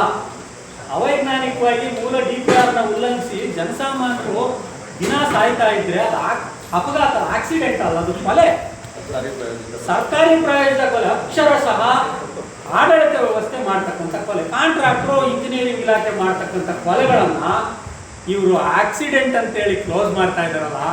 ರಸ್ತೆಗಳು ನಿರ್ಮಾಣ ಆಗೋದು, ಜನಸಾಮಾನ್ಯರು ತೆರಿಗೆ ಕಟ್ಟೋದು ಸಹಾಯಕ. ರಸ್ತಾ ಸುರಕ್ಷತಾ ಸಭೆ ಪ್ರತಿ 2 ತಿಂಗಳ ಮೊನ್ನೆ ಏನೋ ಮಾಡಿದ್ದಾರೆ ಜಿಲ್ಲಾಧಿಕಾರಿ. ಯಾಕೆ ಮಾಡ್ತಾರೆ ಈ ಥರದ ಸಭೆಗಳನ್ನ? ಅವ್ರ ಜವಾಬ್ದಾರಿಗಳೇನು? ಹಿಂದೆ ಒಂದ್ಸರಿ ರೂಪಾ ಅವರು, IPS ರೂಪಾ ಅವರು, ಬರೀ ಗುಂಡಿ ಬಿದ್ದಿದ್ದಕ್ಕೂ ಯಾರೋ ಬಿಲ್ಡ್ ಹೊಡ್ಕೊಂಡ್ರೆ ಸಾತ್ರೆ, ಗುಂಡಿ ಬಿದ್ದರೆ FIR ಮಾಡ್ರಿ BBMP ಮೇಲೆ, ಇಂಜಿನಿಯರ್ ಮೇಲೆ ಅಂತ ಹೇಳಿದ್ರು. ಯಾಕೆ ಅದು ಇಲ್ಲಿ ಅನ್ವಯ ಆಗಲ್ವಾ ತುಮಕೂರು ಜಿಲ್ಲೆಗೆ? ಅವೈಜ್ಞಾನಿಕ ರಸ್ತೆಗಳು ಭ್ರಷ್ಟಾಚಾರದ ಕೂಟಕ್ಕೆ ನರಳ್ತಾ ಇದ್ದಾವೆ ಜಿಲ್ಲೆಯಲ್ಲಿ. ಜನಸಾಮಾನ್ಯರು ಸಾಯ್ತಾ ಇದ್ದಾರೆ. ರಸ್ತೆ ನಿರ್ಮಾಣದಲ್ಲೂ ವಲಸಿದೆ. ಇದು ಕ್ರಿಮಿನಲ್ ಅಪರಾಧ. ಇನ್ನೊಂದು ಪ್ರಕರಣ ತಮಗೆಲ್ಲ ಗೊತ್ತಿರಲಿ, ಚಿಕ್ಕನಾಯಕನಹಳ್ಳಿ ಒಳಗಡೆ ಯಾವ ರೀತಿ ಆಡಳಿತ ಇದೆ ಅನ್ನೋದಕ್ಕೆ ಒಂದು ಸಾಕ್ಷಿ ಇದು. ಒಬ್ಬ D ಗ್ರೂಪ್ ನೌಕರರ ಮೇಲೆ FIR ಮಾಡಿಸೋದಕ್ಕೆ ಖುದ್ದು ತಾಲೂಕು ದಂಡಾಧಿಕಾರಿಗಳು ಪೊಲೀಸ್ ಸ್ಟೇಷನ್ಗೆ ಹೋಗಿದ್ದಾರೆ. ಚಿಕ್ಕನಾಯಕನಹಳ್ಳಿ ಪೊಲೀಸ್ ಸ್ಟೇಷನ್ಗೆ ತಹಸೀಲ್ದಾರರೇ ಚಿಕ್ಕನಾಯಕನಹಳ್ಳಿ ಪೊಲೀಸ್ ಸ್ಟೇಷನ್ಗೆ ಹೋಗಿ FIR ಮಾಡಿಸೋದಾದ್ರೆ ನಾವು ನೀವು ಹೋಗಿ ಸ್ಟೇಷನ್ಗಳಿಗೆ FIR ಮಾಡ್ಸೋಕ್ಕಾಗತ್ತಾ ಸ್ವಾಮಿ? ಯಾವುದು ಕ್ರಿಮಿನಲ್ ಅಪರಾಧಕ್ಕೆ, ಸರ್ಕಾರಿ ಅಪರಾಧಕ್ಕೆ D ಗ್ರೂಪ್ ನೌಕರ ಮೇಲೆ FIR ಮಾಡದೇ ಇರೋಷ್ಟು ವ್ಯವಸ್ಥೆ ತುಮಕೂರು ಜಿಲ್ಲೆ ಒಳಗಿದೆ. ಅಂದ್ರೆ ಇಲ್ಲಿಯ ರಾಜಕಾರಣಿಗಳ ಕಪಿಮುಷ್ಟಿಯಲ್ಲಿ ಆಡಳಿತ ಯಾವ ರೀತಿ ನಲುಗ್ತಾ ಇದೆ ಅನ್ನೋದು ಇನ್ನ ಇಡೀ ರಾಜ್ಯವ್ಯಾಪಿ ಸುದ್ದಿಯಾಗಿದೆ. ನಕಲಿ ಸಾಗುವಳಿ ಚೀಟಿ ಇಡೀ ರಾಜ್ಯವ್ಯಾಪಿ ಸುದ್ದಿಯಾಗಿದೆ. ಚಿಕ್ಕನಾಯಕನಹಳ್ಳಿದು ಪ್ರಕರಣ ದಾಖಲಾಗಿ ಇವತ್ತಿನ ತನಕ ಒಬ್ಬನೇ ಒಬ್ಬ ಅಪರಾಧಿಯನ್ನ ಬಂಧಿಸಿಲ್ಲ ಪೊಲೀಸ್ ಇಲಾಖೆ. ಒಬ್ಬನ ಬಂಧಿಸಕ್ಕಾಗಿಲ್ಲ. ಯಾಕೆ? ಸರ್ಕಾರಿ ಇಲಾಖೆಯನ್ನ ಹಾಳು ಮಾಡ್ತಕ್ಕಂಥದ್ದು, ಸರ್ಕಾರಿ ವ್ಯವಸ್ಥೆಯನ್ನು ಹಾಳು ಮಾಡ್ತಕ್ಕಂಥದ್ದು ಇವ್ರ ಲೆಕ್ಕ ಆಡಳಿತ ಕುಸಿತ ಅಲ್ವಾ? ಪೊಲೀಸ್ ಇಲಾಖೆ ಕೆಲಸ ಏನಪ್ಪ ಅಂದರೆ, ಪೊಲೀಸ್ ಇಲಾಖೆ ಕೆಲಸ ಯುಗಾದಿ ಹಬ್ಬದಾಗೆ ಜೂಜಾಡನ್ನ ಹಿಡ್ಕೊಂಡ್ಬಂದು ಲಾಕಪ್ನಲ್ಲಿ ಸಾಯಿಸದ? ಇದು ಪೊಲೀಸ್ ಇಲಾಖೆ ಕಾರ್ಯ. ಇವೆಲ್ಲವೂ ದಾಖಲೆ ಇರ್ತಕ್ಕ ಅವ್ರದೇ ಇಲಾಖೆ ದಾಖಲೆಗಳಿವೆ. ಇನ್ನ ಉಳಿಯಾರ್ನಲ್ಲಿ ತಮಗೆಲ್ಲರಿಗೂ ಗೊತ್ತಿದೆ, 79 ದಿವಸ ಅಹೋರಾತ್ರಿ ಧರಣಿ ಮಾಡಿದ್ರು ರೈತ ಸಂಘದವರು, ಬೇರೆ ಬೇರೆ ಸಂಘಟನೆ. ಆ ರೈತ ಸಂಘದ ಶೆಡ್ಗೆ ಬೆಂಕಿ ಕಿಸ್ಬಿಟ್ರು ಈ ಆಡಳಿತ. ಜಿಲ್ಲಾಡಳಿತನೇ ಬೆಂಕಿ ಇಕ್ಸಿರೋದು. ಯಾರ ಕೈಲಿಕ್ಸ್ತೋ? ಆ ಪಟ್ಟಣ ಪಂಚಾಯತಿ ಒಬ್ಬ ಪೌರ ಕಾರ್ಮಿಕನಿಗೆ ಬೆಂಕಿ ಇಕ್ಸಿರು ಸ್ವಾಮಿ. 71 ದಿವಸ ಅಹೋರಾತ್ರಿ ಧರಣಿ ಮಾಡ್ತಾ ಇದ್ದಂಥ ಜಾಗಕ್ಕೆ ಖುದ್ದು ಜಿಲ್ಲಾಧಿಕಾರಿಗಳು ಒಂದು ಕ್ಷಣನೂ ಭೇಟಿ ಮಾಡಲಿಲ್ಲ. 79 ದಿವಸ ಮಾಡಿದ್ದು. ಯಾತಕ್ಕೆ ಮಾಡಿದ್ದು? ಉಳಿಯಾರು ಪ್ರತಿ ರಾಜ್ಯದ ದೊಡ್ಡ ವಾಣಿಜ್ಯ ಜಿಲ್ಲೆಯ ವಾಣಿಜ್ಯ ನಗರಿ, ಟ್ಯಾಕ್ಸ್ ಪೇಯರ್ಸ್ ಇರೋದು. ಕಬ್ಬು ನಾರ್ತಾ ಐತೆ ಸ್ವಾಮಿ. ಕಸ ವಿಲೇವಾರಿ ಘಟಕ ಮಾಡಿಕೊಡಿ, ಅಲ್ಲಿರೋ ಸಂತೆ ಸ್ಥಳಾಂತರ ಮಾಡಿಕೊಡಿ, ಟಾಯ್ಲೆಟ್ ಕಟ್ಟಿಸಿ. ಉಳಿಯಾರು ನಗರಕ್ಕೆ ಯಾರಾದರೂ ಹಳ್ಳಿ ಜನ ಬಂದರೆ ಟಾಯ್ಲೆಟ್ ಇಲ್ಲ, ಹೆಣ್ಣು ಮಕ್ಕಳು ಹೆಂಗಸರು ಟಾಯ್ಲೆಟ್ ಇಲ್ಲ, ಬಸ್ ಸ್ಟ್ಯಾಂಡ್ಗಳಿಗೆ ಎಲ್ಲೂ ಇಲ್ಲ. ಈ ರೀತಿಯ ಕನಿಷ್ಠ 3 ಬೇಡಿಕೆ ಇಟ್ಕೊಂಡು ಅಲ್ಲಿ ಅಹೋರಾತ್ರಿ ಧರಣಿ ಮಾಡ್ತಾ ಇದ್ದಂಥ ಶೆಡ್ಗೆ ಬೆಂಕಿ ಇಕ್ಕಿಸ್ಬಿಟ್ಟು ಖುದ್ದು ಪೌರ ಕಾರ್ಮಿಕರ ಮೇಲೆ ಬೆಂಕಿ ಇಕ್ಕಿಸಿದರೆ. ಇವತ್ತಿನ ತನಕ FIR ಐತೆ. ಆ ಪೌರ ಕಾರ್ಮಿಕ ಎಲ್ಲಿ ಕೆಲಸ ಮಾಡ್ತಾ ಇದ್ರು ಈಗಲೂ ನೋಡ್ಕೋರಿ. D ಗ್ರೂಪ್ ಪೌರ ಕಾರ್ಮಿಕ ಕಸ ಬಚ್ಚಕೋಬೇಕು, ಅವನ್ನ ಪ್ರಮೋಷನ್ ಕೊಟ್ಕೊಂಡು ಕಚೇರಿಲಿ ಇಟ್ಕೊಂಡು ಕೆಲಸ ಮಾಡಿಸ್ತಾ ಇದ್ದಾರೆ. ಬೆಂಕಿ ಇಕ್ಕಿದವ್ರನ್ನು ಸರ್ಕಾರಿ ಕಚೇರಿಲಿ ಇಟ್ಕೊಂಡು ಕೆಲಸ ಮಾಡಿಸ್ತಾರೆ. ತುಮಕೂರು ಜಿಲ್ಲೆ ಜಿಲ್ಲಾಧಿಕಾರಿ ಮತ್ತು ಪರಮೇಶ್ವರ್ ಆಡಳಿತ ಎಲ್ಲೈತೆ ಅಂತ ಹೇಳ್ತೀನಿ. ಬರೇ ಬಹಿರಂಗ ಚರ್ಚೆಗೆ GPS ಫೋಟೋ ಈಗ ತರಿಸ್ತೀನಿ ಬೇಕಾದ್ರೆ. ಆ ಪೌರ ಕಾರ್ಮಿಕ ಹಾಲಿ ಪಟ್ಟಣ ಪಂಚಾಯತಿ ಕಚೇರಿ ಒಳಗೆ ಕೆಲಸ ಮಾಡ್ತಾ ಇದ್ದಾರೆ. ಕಸಬಾಚನ್ನ ಪ್ರಮೋಷನ್ ಮಾಡಿ ಬೆಂಕಿ ಇಕ್ಕಿ ಪ್ರಮೋಷನ್ ಕೊಡ್ತಾರೆ. ಕಾಯ್ದೆ ಪ್ರಕಾರ ಪೌರ ಕಾರ್ಮಿಕರನ್ನ ಅನ್ಯ ಕೆಲಸಗಳಿಗೆ ಬಳಸ್ಕೊಳ್ಳೋದು. ಇವತ್ತಿನ ತನಕ ಹುಳಿಯಾರು ಪಟ್ಟಣ ಪಂಚಾಯಿತಿಗೆ ಕೆಲಸ ಮಾಡೋದಕ್ಕೆ, ಸರ್ಕಾರಿ ಕಚೇರಿ ಕೆಲಸ ಮಾಡೋದಕ್ಕೆ ಸ್ಟಾಫ್ ಕೊಟ್ಟಿಲ್ಲ. ಒಬ್ಬ ಚೀಫ್ ಆಫೀಸರ್ ಇದ್ದಾನೆ, ಅವನ ಹತ್ರ ಅಬ್ನಾರ್ಮಲ್ ಗಿರಾಕಿ, ಅವನು ಒಂಥರ ಭ್ರಮೆ ಥರ ಮಾತಾಡ್ತಾನಲ್ಲ ಆ ಮಂಜುನಾಥನು. ಈ ಥರ ಮಾನಸಿಕ ಅಸ್ವಸ್ಥರನ್ನೆಲ್ಲ ಇಟ್ಕೊಂಡು ಸರ್ಕಾರಿ ಆಡಳಿತ ನಡೆಸೋಕ್ಕಾಗುತ್ತಾ? ಒಬ್ಬ ಇಂಜಿನಿಯರ್ ಇಲ್ಲ, ಒಬ್ಬ ಎನ್ವೈರನ್ಮೆಂಟಲ್ ಇಂಜಿನಿಯರ್ ಇಲ್ಲ, ಸ್ಟಾಫೇ ಇಲ್ಲದೆ ಪೌರ ಕಾರ್ಮಿಕರು. ಚೀಫ್ ಆಫೀಸರ್ ಡಾಂಗಲ್ನ ಒಬ್ಬ ಪೌರ ಕಾರ್ಮಿಕ ಹ್ಯಾಂಡಲ್ ಮಾಡ್ತಾನೆ. ನಾನೆಲ್ಲ ನೋಡಿರೋದು ಲೋಕಾಯುಕ್ತ ಪೊಲೀಸರೇ ಹೋಗಿ ಆ ಡಾಂಗಲ್ನ ಕಿತ್ಕೊಂಡು ರಿಪೋರ್ಟ್ ಹಾಕಿದ್ದಾರೆ. ಅಷ್ಟು ಮಾಡಿರೋ ಆಡಳಿತಕ್ಕೆ ಅವರು ಇಲ್ಲಿಂದ ತುಮಕೂರು ಜಿಲ್ಲಾಧಿಕಾರಿಗಳು ಅವ್ರಿಗೆ ಸ್ಟಾಫ್ ಕೊಡಲ್ಲ. ಸ್ಟಾಫ್ ಕೊಡೋದ್ಮೇಲೆ ಅಧಿಕಾರಿ ಏನು ಕೆಲಸ ಮಾಡ್ತಾನೆ? ಬೆಂಕಿಕರನ್ನು ಕರ್ಕೊಳ್ಳೋದೆಯಾ, ಕಲ್ಲೊಡೆಯರನ್ನು ಕರ್ಕೊಳ್ಳೋದೆಯಾ? CCTV ಪಟ್ಟಣ ಪಂಚಾಯತಿ ಮುಂದಿದ್ದಂಥ CCTVಗೆ ಪೌರ ಕಾರ್ಮಿಕ ಕುಡಿದು ಟೈಟ್ ಅವರು ಕಲ್ಲು ಹೊಡೆದಾನೆ. ಇವತ್ತಿನ ತನಕ ಪಟ್ಟಣ ಪಂಚಾಯತಿ ಚೀಫ್ ಆಫೀಸರು ನನ್ನ ಅಸೆಟ್ ಪಟ್ಟಣ ಪಂಚಾಯತಿ ಆಫೀಸರು ನನ್ನ ಆಸ್ತಿ ಹಾನಿಯಾಗಿದೆ ಅಂತ ಇವತ್ತಿನ ತನಕ ದೂರು ಕೊಟ್ಟಿಲ್ಲ. ಇದು ನಮ್ಮ ಡಾಕ್ಟರ್ ಜಿ ಪರಮೇಶ್ವರ್ ಅವರ ಅಭಿವೃದ್ಧಿಯ ಪರಾಕಾಷ್ಠೆ. ತುಮಕೂರು ಜಿಲ್ಲಾಧಿಕಾರಿಗಳ ಅತಿ ದೊಡ್ಡ ರಾಜ್ಯಕ್ಕೆ ಮಾದರಿಯಾದಂಥ ಆಡಳಿತ. ನಾಚಿಕೆ ಆಗಬೇಕು ಇವ್ರಿಗೆಲ್ಲ. ಮಾನ ಮರ್ಯಾದೆ ಗೌರವ ಇದನ್ನು ಭಾಳ ಅಥೆಂಟಿಕೇಟೆಡ್ ಆಗಿ ಬಳಸ್ತಾ ಇದ್ದೀನಿ ಈ ಪದವನ್ನು. ಪ್ರಜಾಪ್ರಭುತ್ವ ವ್ಯವಸ್ಥೆಯಲ್ಲಿ ಜವಾಬ್ದಾರಿಯುತ ನಾಗರಿಕರಾಗಿ ಎಲ್ಲಿವರೆಗೂ ಸಮಾಜ ಎದ್ದೇಳಲ್ವ ಅಲ್ಲಿಂತಾಗ ಈ ಅಯೋಗ್ಯರೋ ಲೋಫರ್ಗಳು ಅಂತಂದ್ರೆ ಸೋಂಬೇರಿಗಳು ಅಂತ ಇವರು ಕೆಲಸ ಮಾಡ್ತಾನೆ ಇರ್ತಾರೆ. ಭಾಳ ಒಂದು ರೀತಿ ಅವಮಾನ ಮತ್ತು ನಾಗರಿಕ ಸಮಾಜದಲ್ಲಿ ನನಗೂ ಒಂಥರ ಬೇಸರ. ಆದರೆ ಎಲ್ಲೋ ಒಂದು ಕಡೆ ಮಾಧ್ಯಮಗಳು ಇದನ್ನು ಹೆಚ್ಚು ಜಾಗೃತಿ ಮೂಡಿಸಿದ ಕಾರಣಕ್ಕಾಗಿ ಎಲ್ಲೋ ಅಲ್ಪ ಸ್ವಲ್ಪ ಈ ಪ್ರಕರಣಗಳು ಬೆಳಗ್ತಾ ಇದ್ದಾವೆ. ಇದ್ರೆ ಅದು ಗೊತ್ತಿರಲಿಲ್ಲ ಸ್ವಾಮಿ, ಬರ್ತಾನೇ ಇರಲಿಲ್ಲ ಈ ಪ್ರಕರಣಗಳು. ಒಟ್ಟಾರೆ ತುಮಕೂರು ಜಿಲ್ಲೆಯಲ್ಲಿ ಕಾನೂನು ಸುವ್ಯವಸ್ಥೆ ಹೇಗೆ ಹದಗೆಟ್ಟು ಖಾಲಿ 2 ತಿಂಗಳು ಹೇಳ್ತೀನಿ ನಿಮಗೆ. ಅಂಕಿಅಂಶದ ಪ್ರಕಾರ 2 ತಿಂಗಳಲ್ಲಿ ಕಾನೂನು ಸುವ್ಯವಸ್ಥೆ ಹೆಂಗೆ ಹದಗೆಟ್ಟೈತೆ ಅಂತ ಪ್ರಕರಣದ ಪ್ರಕಾರ ಹೇಳ್ತಾ ಹೋಗ್ತೀನಿ. ತುಮಕೂರು ಜಿಲ್ಲೆಯ SP ಅವರು ಎಷ್ಟು ಅದ್ಭುತವಾಗಿ ಕೆಲಸ ಮಾಡ್ತಾ ಇದ್ದಾರೆ ಅಂತ ತಿಳಿಸಿ. ಗೃಹ ಸಚಿವರ ತವರು ಜಿಲ್ಲೆಯಲ್ಲಿ ಕ್ರೈಮ್ ರೇಟು ಯಾವ ರೀತಿ ಹೆಚ್ಚಾಗಿದೆ, ಕಾನೂನು ಸುವ್ಯವಸ್ಥೆ ಹೆಚ್ಚಾಗಿದೆ, ಕಳ್ಳತನದ ಪ್ರಕರಣಗಳು, ಆತ್ಮಹತ್ಯೆ ಪ್ರಕರಣಗಳು ಹೇಗೆ ಹೆಚ್ಚಾಗಿದ್ದಾವೆ. ಕೇವಲ 2 ತಿಂಗಳಲ್ಲಿ 9 ಕೊಲೆಗಳಾಗಿದ್ದಾವೆ. 2 ತಿಂಗಳಲ್ಲಿ 9 ಕೊಲೆ ಜಿಲ್ಲೆಯಲ್ಲಿ. ಹೇಳ್ತೀನಿ ಕೇಳಿ. ಚಿಕ್ಕನಾಯಕನಹಳ್ಳಿ ತಾಲೂಕಿನ ಕೆಂಕೆರೆ ಗ್ರಾಮದಲ್ಲಿ ಕಳ್ಳತನಕ್ಕೆ ಬಂದಂಥ ಕದೀಮ್ರು ಚಾಕುವಿನಿಂದ ಇರ್ತಾರೆ, ಅಲ್ಲೊಂದು ಕೊಲೆ. ಅದು 14/1/26 ಕೊಲೆ. ಇನ್ನು ಸಿರಾ ತಾಲೂಕಿನ ಗೌಡಗೆರೆಯಲ್ಲಿ 12/2/26 ಒಬ್ಬ ಮಲತಂದೆಯನ್ನು ಮಗನೇ ಕೊಲೆ ಮಾಡ್ತಾನೆ. ತುಮಕೂರಿನ ಶ್ರೀನಗರದಲ್ಲಿ 13/2/26 ಸ್ವಂತ ಮಗಳೇನೆ ಹೆತ್ತ ತಾಯಿಯನ್ನು ಕೊಲೆ ಮಾಡ್ತಾರೆ. ಚಿಕ್ಕನಾಯಕನಹಳ್ಳಿ ತಾಲೂಕಿನ ಜೋಗಿಹಳ್ಳಿ ಗ್ರಾಮದಲ್ಲಿ ಒಬ್ಬ ಸರ್ಕಾರಿ ನೌಕರರಾಗಿದ್ದಂಥ ಮಹಿಳೆ ಜಯಲಕ್ಷ್ಮಮ್ಮನ್ನ 30/1/26 ಕೊಲೆ ಮಾಡ್ತಾರೆ. ಇನ್ನು ತುಮಕೂರು ತಾಲೂಕಿನ ಹೆಬ್ಬೂರಿನ ದಾಸರಳ್ಳಿ ಗ್ರಾಮದಲ್ಲಿ ಪ್ರಿಯಕರನ ಜೊತೆ ಸೇರ್ಕೊಂಡು ಗಂಡನ ಕೊಲೆ ಆಗುತ್ತೆ 20/2/26. ಹಣಕಾಸು ವಿಚಾರಕ್ಕೆ ಸಂಬಂಧಪಟ್ಟಂಗೆ ತಿಪ್ಟೂರಿನ ಕೋಡಿಹಳ್ಳಿ ಗ್ರಾಮದ ಬಳಿ 4/3/26 ಕೊಲೆಯಾಗುತ್ತೆ. ಸ್ನೇಹಿತನೇ ಕೊಲೆ ಮಾಡ್ತಾನೆ. ತಿಪ್ಟೂರಿನ ಅಕ್ರಮ ಸಂಬಂಧಕ್ಕೆ ಸಂಬಂಧಪಟ್ಟಂಗೆ ಪ್ರಿಯಕರನ ಜೊತೆ ಸೇರಿ ಗಂಡನ ಕೊಲೆ ಆಗುತ್ತೆ 10/3/26. ತುಮಕೂರಿನ ಸದಾಶಿವನಗರದಲ್ಲಿ ಹಣಕಾಸಿನ ವಿಚಾರಕ್ಕೆ ಸ್ನೇಹಿತನ ಕೊಲೆ ಆಗುತ್ತೆ 11/3/26. ಕುಣಿಗಲ್ ತಾಲೂಕಿನ ಉಜ್ಜಿನಿ ಗ್ರಾಮದಲ್ಲಿ ಚಿನ್ನದಾಸಿಗೆ ಗ್ರಾಮ ಪಂಚಾಯಿತಿ ಮಾಜಿ ಅಧ್ಯಕ್ಷನೇ ಅಜ್ಜಿನ ಕೊಲೆ ಮಾಡ್ತಾನೆ. ಹೀಗೆ ತುಮಕೂರು ಜಿಲ್ಲೆಯಲ್ಲಿ ಸಾಲು ಕ್ರೈಮ್ ರೇಟ್ ಇದೆ ಸ್ವಾಮಿ. ಖಾಲಿ 2 ತಿಂಗಳಲ್ಲಿ. ಹಿಂದಕ್ಕೆ ಹೋದ್ರೆ ಬೇರೆ ಇದೆ. ಇಷ್ಟೆಲ್ಲ ಕ್ರೈಮ್ಗಳು, ಕೊಲೆಗಳು, ಸೂಲಿಗೆಗಳು ಆಗ್ತಾ ಇದ್ರೆ ತುಮಕೂರು ಜಿಲ್ಲಾ ಉಸ್ತುವಾರಿ ಸಚಿವರು, ಗೃಹ ಸಚಿವರ ತವರು ಕ್ಷೇತ್ರ ಇದು. ಎಲ್ಲೋ ಒಂದು ಕಡೆ ನಮಗೂ ಒಂದು ಅನುಮಾನ ಕಾಡ್ತಾ ಇದೆ. ಯಾಕೆಂದರೆ SP ಅವರು ಲೋಕಾಯುಕ್ತದಲ್ಲಿದ್ದಾಗ ಒಳ್ಳೆ ಕೆಲಸ ಮಾಡ್ತಾ ಇದ್ರು, ನಮ್ಗೆ ಅವ್ರ ಮೇಲೆ ಒಳ್ಳೆ ಗೌರವ ಇದೆ. ಗೃಹ ಸಚಿವರ ತವರು ಕ್ಷೇತ್ರಕ್ಕೆ ಬರ್ತಿದ್ದಂತಾನೆ SP ಅವರ ಕೈಯನ್ನು ಕಟ್ಟಿಟ್ಟಾಕಿರ.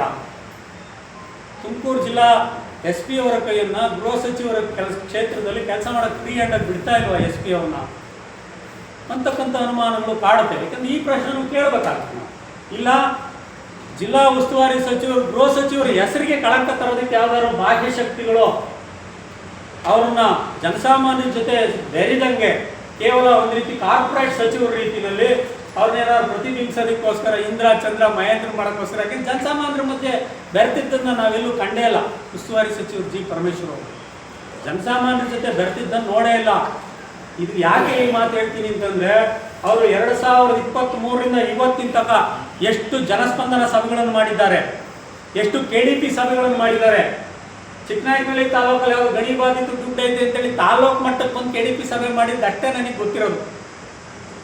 KDP ಸಭೆಗಳನ್ನು ಎಷ್ಟು ಮಾಡಿದ್ದಾರೆ 2023ರಿಂದ ಲೆಕ್ಕದ ಹೇಳಿ. ಆಡಳಿತ ಇಷ್ಟೆಲ್ಲ ಹದಗೆಟ್ಟೈತೆ ಅಂದರೆ ಜಿಲ್ಲಾ ಉಸ್ತುವಾರಿ ಸಚಿವರು ಜನರ ಜೊತೆ ಎಷ್ಟು ಬೆರೆತಿದ್ದಾರೆ. ಎಲ್ಲ ಒಂದು ಕಡೆ ಅವ್ರನ್ನ ಕಟ್ಟಾಕ್ಲಾಗ್ತಾ ಇದೆಯೋ ಇಲ್ಲ ಅವರು ನನಗೆ ಹಂಗಾದ್ರೆ ಅವ್ರಿಗೆ ಕೆಲಸದ ಒತ್ತಡ ಅವರ ಬೇರೆ ಬೇರೆದಿದ್ದರೆ ದಯಮಾಡಿ ಅವರು ರಾಜೀನಾಮೆ ಕೊಟ್ಬಿಡಿ.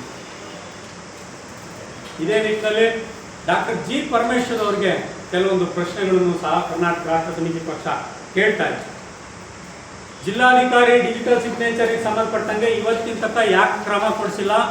ಸರ್ಕಾರದ ಮುಖ್ಯಸ್ಥರಾಗಿ ಅವರು ಸಹ ಉತ್ತರ ಕೊಡಬೇಕಿತ್ತು. ಏಕೆಂದರೆ ಅವ್ರದ್ದೇ ತವರು ಜಿಲ್ಲೆ, ಅವರೇ ಉತ್ತರ ಕೊಡಬೇಕಾಗಿದೆ. ಇಂದಿನ ಜಿಲ್ಲಾ ಪಂಚಾಯತ್ CEO ಪ್ರಭು ಅವರು ವರ್ಗಾವಣೆ ಆದರು, ಟೈಮಿಸರೇ ವರ್ಗಾವಣೆ ಆದರು. ಹಾಗಾದರೆ ಉಳಿದಿರ್ತಕ್ಕಂಥ DC ಮತ್ತು ಇವರು ಯಾಕೆ ವರ್ಗಾವಣೆ ಆಗ್ತಾ ಇಲ್ಲ? ಇನ್ನು ಯಾಕೆ ಇವರಿಬ್ಬರು ಮಾತ್ರ ಇಲ್ಲಿ ಉಳಿಸ್ಕೊಂಡಿದ್ದಾರೆ? ಸರ್ಕಾರ ನಾವು ಮಾಡಿರೋದಲ್ಲ, ಸರ್ಕಾರನೇ ಮಾಡಿರೋ ನಿಯಮ. 2 ವರ್ಷ ದಾಟ್ಕೋ. ಈಗ ಹತ್ತತ್ರ ಈಗ ಬಂದರೆ ಇನ್ನೊಂದು ದಸರಾ ಬರುತ್ತೆ. ಇನ್ನು ದಸರಾ ಗಿಸ್ರಾ ಮಾಡ್ಕೊಂಡು ಹೋಗ್ಲಿ ಅಂತ ಏನೋ ಇಟ್ಕೊಂಡವ್ರ? ಅದನ್ನು ಸ್ಪಷ್ಟಪಡಿಸ್ಲಿ ಡಾಕ್ಟರ್ ಜಿ ಪರಮೇಶ್ವರ್ ಅವರು. ಉಸ್ತುವಾರಿ ಸಚಿವರಾಗಿ 23ರಿಂದ 26 ತನಕ ಏನು KDP ಸಭೆಗಳಿಗೆಲ್ಲ ಮಾಡಿದ್ದಾರೆ. ಮೊನ್ನೆ ಜನಸ್ಪಂದನ ಸಭೆ ಮಾಡಿದ್ರು ಸ್ವಾಮಿ. ಕೇವಲ 4 ಗಂಟೆನಲ್ಲಿ 700 ಅರ್ಜಿನ ವಿಲೇವಾರಿ ಮಾಡಿದೆ ಅಂತ ಮ್ಯಾಜಿಕ್ ಹೇಳ್ತಾರೆ. ಇನ್ನು 4 ಗಂಟೆಲ್ಲ 700 ಅರ್ಜಿ ವಿಲೆ ಮಾಡಿದಾರಲ್ಲ ಇವರು. ಹಂಗಾರೆ 700 ಅರ್ಜಿ ವಿಲೆ ಮಾಡಿದಂಥ ಟೆಕ್ನಿಕ್ಕನ್ನು ಈ ಜಿಲ್ಲೆಯ ಅಧಿಕಾರಿಗಳಿಗೆ ಯಾಕೆ ಹೇಳ್ಕೊಟ್ಟಿಲ್ಲ? ಹಂಗಾರೆ 4 ಗಂಟೆನಲ್ಲಿ 700 ಅರ್ಜಿಗೆ ಇವರು ಪರಿಹಾರ ಕೊಟ್ಟವ್ರೆ ಅಂತಂದರೆ 700 ಅರ್ಜಿಗಳು ಅವು ದಾಖಲೀಕರಣ ಡಿಜಿಟಲ್ ನಂಬರ್ ಬಂದಿರಬೇಕಲ್ಲ. ಇಡೀ ಜಿಲ್ಲೆನಲ್ಲಿ ಎಲ್ಲ ತಾಲೂಕುಗಳಲ್ಲೂ ಇವರು ಜನಸಂಪರ್ಕ ಸಭೆ ಅಂತೇಳಿ ಇವರು ಅರ್ಜಿ ಸ್ವೀಕಾರ ಮಾಡಿದಾರಲ್ಲ, ಎಷ್ಟು ಅರ್ಜಿಗಳಿಗೆ ಸ್ವೀಕೃತಿ ಏನು ಜನಸ್ಪಂದನ ಪೋರ್ಟಲಲ್ಲಿ ಅಪ್ಲೋಡ್ ಮಾಡಿ ಎಷ್ಟು ಡಿಜಿಟಲ್ ನಂಬರ್ಗಳನ್ನು ಪ್ರತಿಯೊಬ್ಬರಿಗೆ ಕೊಟ್ಟಿದ್ದಾರೆ? ನಾನೇ ಖುದ್ದು 9 ಅರ್ಜಿ ಕೊಟ್ಟಿದ್ದೀನಿ. 9 ಅರ್ಜಿನಲ್ಲಿ ನನಗೆ ಬಂದಿರೋದೇ 3 ಡಿಜಿಟಲ್ ನಂಬರ್. ಅದು ಏನು ಒತ್ತಡ ಹಾಕಿ ಹಾಕಿ ಹಾಕಿ ಕೇಳಿದ್ದಕ್ಕೆ 3 ಕೊಟ್ಟವ್ರೆ. ಇನ್ನು ಉಳಿದವು ಕಸಬು ಬುಟ್ಟಿಗೆ ಎಸೆಕ. ಇದೊಂಥರ ಜನರ ತೆರಿಗೆ ದುಡ್ಡಲ್ಲಿ ಇವರು ಪ್ರಚಾರ ನೋಡ್ಬೋಲ್ಲ. ಜಿಲ್ಲಾಧಿಕಾರಿಗಳು ಅವರು ಎಲ್ಲರನ್ನೂ ಕುಂಡಿಸ್ಕೊಂಡು ಯಾವ ರೀತಿ ಜನಸ್ಪಂದನ ಮಾಡಿದ್ರು, ಸಭೆ ಮಾಡಿದ್ರು ಅಂತ. ಪಾಪ ವಯಸ್ಸಾದ ಮುಕ್ಕಿ ಅರ್ಜಿ ಹಿಡ್ಕೊಂಡು ಕಂಠ ಬಗ್ಗಿಸ್ಕೊಂಡು ಹಿಂಗೆ ನಿಂತ್ಕೊಂಡಂತೆ ಆ ಫೋಟೋ ನೋಡಿದರೆ ನಿಜವಾಗ್ಲೂ ಮಾಧ್ಯಮದವರಿಗೆ ಹ್ಯಾಟ್ಸ್ ಆಫ್. ಆ ಥರದ ಒಂದು ಏನು ಸನ್ನಿವೇಶಗಳನ್ನು ಜನಕ್ಕೆ ಮುಟ್ಟೋ ರೀತಿಯಲ್ಲಿ ತಾವು ತಲುಪಿಸಿದಿರಲ್ಲ, ಆಡಳಿತ ಎಲ್ಲಿದೆ ಅನ್ನೋದು ಅಲ್ಲಿ ಗೊತ್ತಾಗುತ್ತೆ. ಕನಿಷ್ಠ ವಯಸ್ಸಾದ ಹಣ್ಣು ಮುಕ್ಕಿ ಗೊತ್ತಾಯಿತೆ ವೇದಿಕೆ ಮೇಲೆ ಕರೆಯೋಕ್ಕಿಂತ ಮುಂಚೆ ಅಲ್ಲೇ ಕೂರಿಸಿ ನಿಂದೇನವ ಅಂತ ಅರ್ಜಿ ಇಸ್ಕೊಂಡಿದ್ದರೆ ಪ್ರಜಾಪ್ರಭುತ್ವದ ಘನತೆ ಮತ್ತು ಪರಮೇಶ್ವರ್ ಅವರ ಮೌಲ್ಯ ಹೆಚ್ಚಾಗ್ತಾ ಇದೆ. ಇನ್ಸೆನ್ಸಿಬಲ್ ಅದು. ಸಂವೇದನಾಶೀಲ ರೈತರಾಗಿ ಅವರೆಲ್ಲರೂ ವೇದಿಕೆ ಮೇಲೆ ಕೂತವ್ರೆ. ಹಣ್ಣು ಮುಕ್ಕಿ ಸೊಂಟ ಬಗ್ಗಿಸ್ಕೊಂಡು ಕೊಡ್ತಾ ಇತ್ತಲ್ಲ ಅರ್ಜಿ, ಹೊಟ್ಟೆ ಹೊಡಿಯಲ್ವ. ಒಬ್ಬಳು ಹೆಣ್ಮಗಳು, ಯಾರೋ ಸಿರಾದ ಹೆಣ್ಮಗಳು ಆಡೆ ಕಟ್ಬಿಟ್ಟು ತಾಯಿ ಆಡೆ ಕಟ್ಟಿ ನಿಜವಾಗ್ಲೂ ಅಷ್ಟೆಲ್ಲ ಕಟ್ಟಿದ ಮೇಲೂ ಸಹ ಆಕೆಗೆ ಇವರು ನಾನು ಸ್ವಂತ ದುಡ್ಡಲ್ಲಿ ನಾನು ಬಾಡಿಗೆ ಕೊಡ್ತೀನಿ, ನಿನಗೆ ಜಾಗ ಕೊಡ್ತೀನಿ ಅಂತಾರಲ್ಲ. 2023ರಿಂದ ಈ ಟರ್ಮ್ದು ಏನ್ರಿ 23ರಿಂದ 26 ತನಕ ತುಮಕೂರು ಜಿಲ್ಲೆ ಎಷ್ಟು ಜನ ದಲಿತರಿಗೆ ನೀವು ನಿವೇಶನಗಳು ಕೊಟ್ಟಿದ್ದೀರಾ? ಎಲ್ಲೆಲ್ಲಿ ಲೇಔಟ್ಗಳು ಮಾಡಿದ್ದೀರಾ?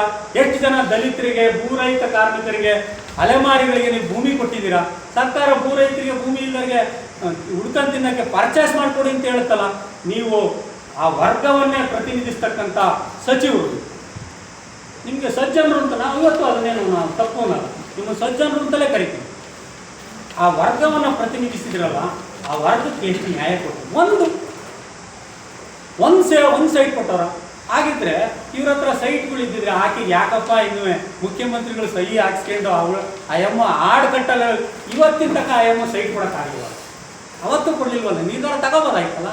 ಸರ್ಕಾರ ಲೇಔಟ್ಗಳು ಮಾಡಿ ಅವ್ರ ಹತ್ರ ಭೂ ಬ್ಯಾಂಕ್ ಇದ್ದು ಲ್ಯಾಂಡ್ ಇದ್ದಿದ್ರೆ ಕೊಡಬಹುದಾಗಿತ್ತಲ್ಲ. ಡಾಕ್ಟರ್ ಜಿ ಪರಮೇಶ್ವರ್ ಅವರ ಕನಸು 2004ರಲ್ಲಿ ಅವರೇ ಸ್ಥಾಪನೆ ಮಾಡಿದಂಥದ್ದು. ಸ್ವಾಮಿ, ತಮ್ಮನ್ನು ನಾವು ಕೇಳ್ತೀವಿ, ತುಮಕೂರು ವಿಶ್ವವಿದ್ಯಾನಿಲಯವು ಸಹ ಸಿದ್ಧಾರ್ಥ ವಿಶ್ವವಿದ್ಯಾನಿಲಯದ ರೀತಿ ಅಭಿವೃದ್ಧಿ ಮಾಡಿಸ್ಕೊಡಿ ಸ್ವಾಮಿ. ಸಿದ್ಧಾರ್ಥ ವಿಶ್ವವಿದ್ಯಾನಿಲಯವನ್ನು ಸಹ ಹೆಂಗೆ ನೀವು ಅಭಿವೃದ್ಧಿ ಮಾಡಿದ್ದೀರಾ ಅದೇ ರೀತಿ ತುಮಕೂರು ವಿಶ್ವವಿದ್ಯಾನಿಲಯವನ್ನು, ಯಾಕೆಂದರೆ ಸುದೀರ್ಘವಾಗಿ 37 ವರ್ಷದ ರಾಜಕಾರಣ ಮಾಡಿದ್ದೀರಾ. ನಮ್ಮ ಸಿದ್ಧಾರ್ಥ ವಿಶ್ವವಿದ್ಯಾನಿಲಯದ ರೀತಿ ನಮ್ಮ ವಿಶ್ವವಿದ್ಯಾಲಯವನ್ನು ಮಾಡಿಕೊಡಿ. ಹಾಗೆಯೇ ಬೆಳಗರ ಸರ್ಕಾರಿ ಶಾಲೆಯ ಒಂದು ಮಗು, ಸಾರ್ ನಾನು ಹೋಗೋಕ್ಕಾಗಲ್ಲ, ವಿದ್ಯಾಭ್ಯಾಸಕ್ಕೆ ತೊಂದರೆ ಆಯಿತು, ಆಟಕ್ಕೆ ತೊಂದರೆ ಆಯಿತು, ಒಂದು ಕಾಂಪೌಂಡ್ ಕಟ್ಟಿಸ್ಕೊಡಿ ಅಂತ ಪ್ರತಿಭಟನೆ ಧರಣಿ ಮಾಡೋಕ್ಕೆ ಬಂತು. ಆ ಮಗುವಿನ ಆಸೆ ಇನ್ನೂ ಸಹ ಈಡೇರ್ಸೋಕ್ಕಾಗಿಲ್ಲ. ಅದೇ ರೀತಿ ದಸರಾ ಖರ್ಚು ವೆಚ್ಚಗಳನ್ನು ಪ್ರಾಮಾಣಿಕ ಜನರಿಗೆ ನೀವು ಹೇಳಿ. ಏಕೆಂದರೆ ಮೊನ್ನೆ ನೋಡಿದೆ, ಮಾಧ್ಯಮಗಳು ನೋಡಿದೆ, ಆ ದಸರಾ ವಸ್ತು ಇದಕ್ಕೆ ಟೆಂಟ್ ಹಾಕಿದಂಥ ಒಬ್ಬ ವ್ಯಕ್ತಿ ಜನಸ್ಪಂದನ ಸಭೆಯಲ್ಲಿ ಅರ್ಜಿ ಕೊಡ್ತಾ ಇದ್ದನ್ನು ನಾವು ನೋಡಿದ್ವಿ. ಈ ಥರದ ಪ್ರಕರಣಗಳಿದ್ದರೆ ದಯಮಾಡಿ ಮುಕ್ತವಾಗಿ ಪಾರದರ್ಶಕವಾಗಿ ಹೇಳಿ.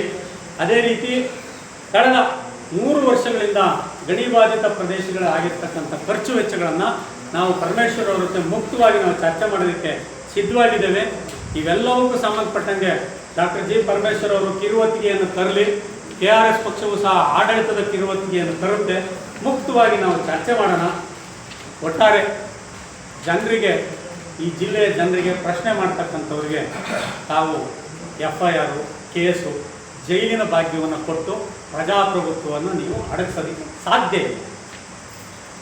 ಇಷ್ಟು ಹೇಳ್ತಾ ಇವತ್ತಿನ ಪತ್ರಿಕಾಗೋಷ್ಠಿಯಲ್ಲಿ ನನ್ನ ಮಾತನ್ನು ಮುಗಿಸ್ತೀನಿ. ಸ್ಪಷ್ಟವಾಗಿ ಹೇಳ್ತಾ ಇದ್ದೀನಿ, ನಮಗೆ ಮಾಹಿತಿ ಕೊರತೆ ಇಲ್ಲ. ಇಲ್ಲಿ ಮೆಡಿಕಲ್ ಕಾಲೇಜ್ ಆಗಿಲ್ಲದೆ ಇರೋದು ಕಣ್ಣು ಕಾಣಿಸ್ತಾ ಇದೆ. ಸರ್ಕಾರಿ ಮೆಡಿಕಲ್ ಕಾಲೇಜ್ ಆಗಿಲ್ಲದೆ ಇರೋದು ಕಣ್ಣು ಕಾಣಿಸ್ತಿದೆ. ಅದು ಮಾಹಿತಿ ಕೊರತೆನಾ? ಆಗುತ್ತೆ ಅಂತ ಹೇಳ್ತಾರೆ, ಆಗೋ ತನಕ ಅದು ಆಗಿಲ್ಲ ಅಷ್ಟೇ. PPP ಮಾಡಲಲ್ಲಿ ಇವರ ಕಾಲೇಜ್ಗಳು 2, 3 ಆಗುತ್ತೆ, 6 ಆಗುತ್ತೆ, ಅಲ್ಲಿ ನೆಲಮಂಗಲದ ಒಂದಾಗುತ್ತೆ, ಇನ್ನೊಂದು ಇಂಜಿನಿಯರಿಂಗ್ ಕಾಲೇಜ್ ಆಗುತ್ತೆ. ಇದಕ್ಕೆ ಒಂದೊಂದು ಕಾಲೇಜಿನ ಅನುಮತಿ ಪಡೆಯೋದಕ್ಕೆ AICTE ಇಂದ, ಮೆಡಿಕಲ್ ಕೌನ್ಸಿಲ್ ಆಫ್ ಇಂಡಿಯಾ ಇಂದ ಎಷ್ಟೆಲ್ಲ ಪರದಾಡಬೇಕು ಅಂತ ಗೊತ್ತಿದೆ. ಆದರೆ ಸರ್ಕಾರದಿಂದ ಸರ್ಕಾರಿ ಮೆಡಿಕಲ್ ಕಾಲೇಜ್ ಪಡೆಯೋದಕ್ಕೆ ಇವರಿಗೆ ಯಾಕಾಗಲ್ಲ? ಮತ್ತೆ ಒಂದು ಟ್ರೆಂಡ್ ನೋಡಿ, ಇಡೀ ರಾಜ್ಯದಲ್ಲಿ ಎಲ್ಲೆಲ್ಲಿ ಖಾಸಗಿ ಮೆಡಿಕಲ್ ಕಾಲೇಜ್ಗಳಿದ್ದಾವೆ ಅಲ್ಲಿ ಯಾವುದೂ ಮೆಡಿಕಲ್ ಕಾಲೇಜ್ ತೀರಾ ಇತ್ತೀಚಿನವರೆಗೂ ಇರಲೇ ಇರಲಿಲ್ಲ. ಈಗ ಅಲ್ಲೊಂದು ಇಲ್ಲೊಂದು ಬರ್ತಿದೆ. ದಾವಣಗೆರೆಯಲ್ಲಿ ಇದೆಯಾ? ಇಲ್ಲ. ಉಡುಪಿಲಿ ಇದೆಯಾ? ಇಲ್ಲ. ಮಂಗಳೂರಲ್ಲಿ ಇದೆಯಾ? ಇಲ್ಲ. ಕೋಲಾರದಲ್ಲಿ ಇದೆಯಾ? ಇಲ್ಲ. ಗದಗ, ತೀರಾ ಹೊಸ ಜಿಲ್ಲೆಗಳು, ರಾಮನಗರ, ಈ ಥರದ್ದು ಹೊಸ ಜಿಲ್ಲೆಗಳು, ಸಣ್ಣ ಪುಟ್ಟ ಜಿಲ್ಲೆಗಳಲ್ಲಾಗುತ್ತೆ. ಬಹಳ ಹಿಂದೆ ಇರುವಂಥ ಜಿಲ್ಲೆಗಳಲ್ಲಿ, ಒಂದು ಜನಸಂಖ್ಯೆಯಲ್ಲಿ ಜಾಸ್ತಿ ಇರುವಂಥ ಜಿಲ್ಲೆಗಳಲ್ಲಿ ಯಾಕೆ ಮೆಡಿಕಲ್ ಕಾಲೇಜ್ ಆಗಲ್ಲ? ಇಲ್ಲಿ ಸರ್ಕಾರಿ ಆಸ್ಪತ್ರೆಯನ್ನು ಉನ್ನತ ದರ್ಜೆಗೆ ಇರಿಸೋದಕ್ಕೆ ಇವರಿಗೆ ಯಾಕೆ ಸಾಧ್ಯ ಆಗಲ್ಲ? ಇದಕ್ಕೆ ಮಾಹಿತಿ ಕೊಡಲಿ. ನಮಗೆ ಮಾಹಿತಿ ಇದೆ, ಮಾಹಿತಿ ಕೊರತೆ ಅನ್ನೋದು ತಪ್ಪು. ಈಗಾಗಲೇ ಮಲ್ಲಿಕಾರ್ಜುನ್ ಭಟ್ರಳ್ಳಿ ಅವರು ಹೇಳಿದ್ದಾರೆ, ನಾವು ಈ ಥರದ ವಿಚಾರಗಳನ್ನು ಮಾತಾಡೋದಕ್ಕೆ, ಓಪನ್ ಡಿಬೇಟ್ಗೆ ನಾವು ಸಿದ್ಧ ಇದ್ದೀವಿ, ಚರ್ಚೆಗೆ. ಅವರು ದಿನಾಂಕವನ್ನು ನಿಗದಿ ಮಾಡಲಿ, ಸಮಯವನ್ನು ನಿಗದಿ ಮಾಡಲಿ, ಸ್ಥಳವನ್ನು ನಿಗದಿ ಮಾಡಲಿ, ನಾವು ಬರ್ತೀವಿ. ಜಿಲ್ಲೆಯ ಅಭಿವೃದ್ಧಿ ಬಗ್ಗೆ ಎಷ್ಟು ಹಣ ಬಿಡುಗಡೆ ಆಗಿದೆ, ಬಿಡುಗಡೆ ಪೇಪರ್ನಲ್ಲ, ಎಷ್ಟು ಕಾಮಗಾರಿ ನಡೆದಿದೆ, ಅದಕ್ಕೆ ಎಷ್ಟು ಪೇಮೆಂಟ್ಗಳಾಗಿದ್ದಾವೆ, ಏನೇನಾಗಿದ್ದಾವೆ, ಯಾವ್ಯಾವ ಅನುದಾನದಲ್ಲಿ ಎಷ್ಟೆಷ್ಟು ಬಂದಿದೆ ಅಂತ ಅಂದ್ಬಿಟ್ಟು ಒಂದು ಶ್ವೇತಪತ್ರ ಹೊರಡಿಸ್ಲಿ. ಇವರು ಎಷ್ಟು ವರ್ಷದಿಂದ ಆಗಿದೆ ಅಂತ ಅಂದ್ಬಿಟ್ಟು ಹೇಳಿ. ನಾವು ಹೇಳ್ತೀವಿ ಜಿಲ್ಲೆನಲ್ಲಿ ಎಷ್ಟು ಸರ್ಕಾರಿ ಶಾಲೆಗಳು ಮುಚ್ಚಿದ್ದಾವೆ, ಏನೇನೆಲ್ಲ ಆಗಿದ್ದಾವೆ, ಹಿಂದುಳಿದ ವರ್ಗಗಳ ಹಾಸ್ಟೆಲ್ಗಳಲ್ಲಿ ಏನೆಲ್ಲ ಅಕ್ರಮಗಳು ನಡೀತಾ ಇದ್ದಾವೆ, ಎಷ್ಟು ಗಮನ ಆಗ್ತಿದ್ದಾವೆ, ಇವನ್ನೆಲ್ಲ ನಾವು ಹೇಳ್ತೀವಿ, ಲೆಕ್ಕ ಕೊಡ್ತೀವಿ. ಬರಲಿ ಅವರು ಚರ್ಚೆಗೆ. ಸಿದ್ಧಗಂಗೆ ಮಠದಿಂದ ಅಕ್ಕಿ ತಂದು ನಡೆಸಿರಲಿ. ಅಷ್ಟು ಮಟ್ಟಿಗೆ ಸರ್ಕಾರಿ ಹಾಸ್ಟೆಲ್ಗಳು ನಡೀತಾ ಇದ್ದಾವೆ. ಅಭಿವೃದ್ಧಿ ಅಂತ ಕೇವಲ ಕಾಂಕ್ರೀಟ್ ರಸ್ತೆ, ಬಸ್ ಸ್ಟ್ಯಾಂಡು, ವೈಭವೋಪೇತವಾಗಿ ಏನೋ ಒಂದು ಬಸ್ ಸ್ಟ್ಯಾಂಡ್, ಯಾವುದೋ ಒಂದು ಅನುದಾನ ಬಂತು, ಬಸ್ ಸ್ಟ್ಯಾಂಡ್ ಕಟ್ಬಿಟ್ವಿ ಅಂತ ಅಂದ್ಬಿಟ್ಟು ಅದನ್ನೇ ಫೋಟೋಗಳು ಹಾಕೊಂಡು ಜಿಂಕ್ ಚಾಕ್ ಥರದ್ದು ಮಾಡುವಂಥದ್ದಲ್ಲ ಅಭಿವೃದ್ಧಿ. ಮಾನವ ಅಭಿವೃದ್ಧಿ ಅನ್ನೋದು ಬಹಳ ಮುಖ್ಯ. ಶಿಕ್ಷಣ, ಆರೋಗ್ಯ, ನೈರ್ಮಲ್ಯ ಇವು ಬಹಳ ಮುಖ್ಯವಾಗಿ ಆಗಬೇಕಾಗಿರುವಂಥದ್ದು. ಇದು ಒಂದಿಂದಲಾದರೆ ಇನ್ನು ಗಣಿಬಾಧಿತ ಪ್ರದೇಶದ್ದು ಸರ್, ಈಗ ಅವ್ರು ಆಲ್ರೆಡಿ ಹೇಳಿದ್ದಾರೆ ಇಷ್ಟೊತ್ತು. ಅಲ್ಲ, ಒಂದು ನಿಮಿಷ, ನಮ್ದು ಉತ್ತರ ಹೇಳ್ತೀನಿ.